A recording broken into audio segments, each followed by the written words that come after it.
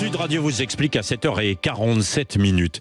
Pourquoi Anne Hidalgo quitte X, Twitter, devenu, dit-elle, un vaste égout mondial qui empêche tout débat constructif, toute recherche de vérité, et qui est une arme de destruction massive. Les mots sont quand même très forts, de destruction massive de la démocratie. Alors nous sommes avec Véronique Reissoult, qui est présidente du cabinet Backbone Consulting, maître de conférence à Sciences Po Paris, auteur de L'ultime pouvoir, la vérité sur l'impact des réseaux sociaux, l'une des meilleures spécialistes et connaisseuses du sujet. Bonjour. Bonjour. Merci d'être avec nous ce matin. Alors, déjà la première question, est-ce que Anne Hidalgo est la première politique ou personnalité aussi d'ampleur à véritablement quitter Twitter, X Non, il y a eu pas mal aux États-Unis, il y a eu pas mal de personnalités, mais peu de politiques. Il y a eu des Elton John, Jim Carrey, Whoopi Goldberg, donc des people, comme on dit, en tout cas des artistes. Des politiques, bon, on a plutôt des politiques qui sont revenus, comme Trump. Ouais. Et ensuite, des politiques en France qui sont partis, beaucoup ont déclaré qu'ils allaient partir, mais la réalité, aucun ne l'avait fait. Yannick Jadot, en son temps, avait annoncé qu'il allait partir et il y est toujours. Oui, parce que, évidemment, ça sert toujours aux uns et aux autres pour pouvoir dialoguer, échanger, faire des annonces, bien sûr.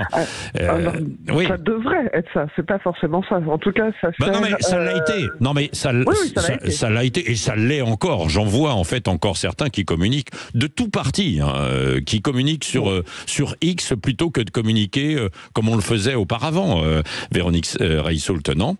Ils le font tous, en ce sens que ça leur sert c'est un canal de communication et de diffusion de leurs informations. Donc autrefois on envoyait un communiqué de presse, maintenant on fait un tweet ou on pose son avis. De là à dialoguer, c'est un autre sujet. Il y en a quelques-uns qui le font, mais peu dialoguent et peu rentrent en conversation ou écoutent ou utilisent cet outil comme autre chose que je vous donne ma parole, écoutez-la. Oui, c'est ça. Est-ce que les échanges sont plus tendus, moins respectueux sur X ou Twitter que sur d'autres réseaux ?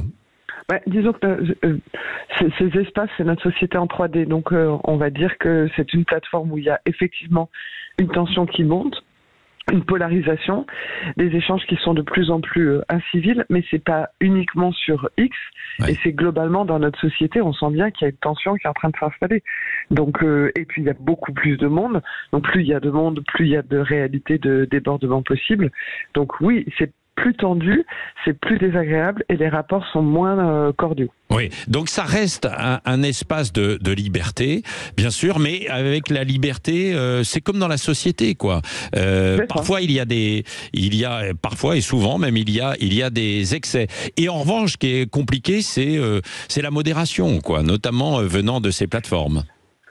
La modération est très compliquée parce que soit on est en train de parler de censure, et donc ça c'est pas possible. Ensuite la modération, il faut donner des critères. On demande aux plateformes, X en fait partie, mais tous on leur demande de modérer et de mettre des moyens humains. La réalité c'est que au regard des volumes, vous êtes obligé de passer par des logiques d'intelligence artificielle. Et l'intelligence artificielle dit certes intelligence, mais dit aussi artificielle. C'est-à-dire qu'il va falloir à un moment donné donner des critères. Et quels sont ces critères ? Quand ce sont des insultes claires, vous pouvez les retirer. Quand ce sont des propos antisémites très clairement identifiables, vous pouvez les retirer. Des appels à la haine, des appels à la violence, vous pouvez les retirer.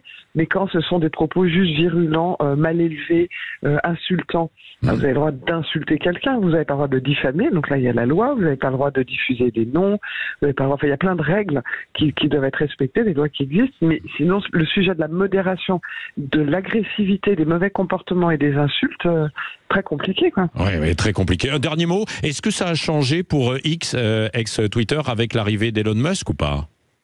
Il y a plein de choses qui ont changé, en bien et en mal, plutôt plus en mal qu'en bien, mais oui, ça a plutôt évolué.